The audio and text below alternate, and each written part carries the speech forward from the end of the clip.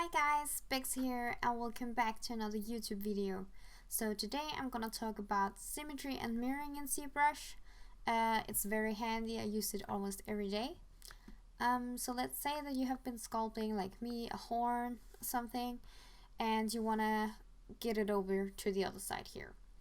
So what I'm gonna do is now I go to here, geometry, modify topology, and you press shift to open the menu without shutting everything else down, because otherwise it's just gonna close them. So yeah.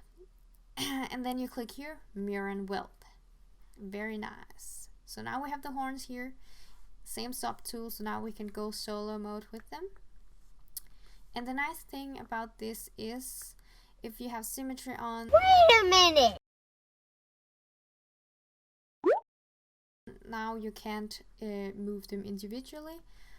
But if you turn symmetry on here and you then click Alt and then here on the marker, it jumps to the horn, and now you want to let go of the Alt button here because now you can move them again. Yeah, that's how smart it is. Very awesome.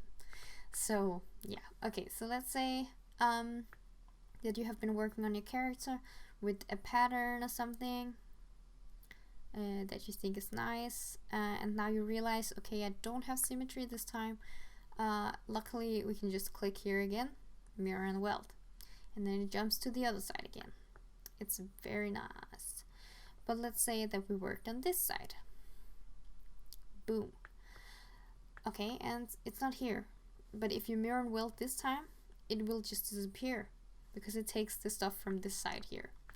So now we have to mirror it. So now we go down here, deformation, mirror. So now it's on the other side, and now we can just mirror and weld. And that's how easy it is, guys. Very nice. Yeah. So that's pretty much this for this video. I don't think I have more to say about this. It's very easy. Maybe just try to, instead of going in all these menus here, store them here.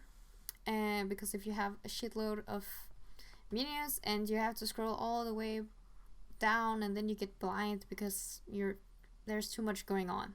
That's just how Zbrush works. Make your own interface and it's gonna be a lot faster. So if you liked the video, guys, thank you so much, and click the like button, of course, and subscribe if you want to see more content from me. So thank you so much and stay creative. Till next time. Bye.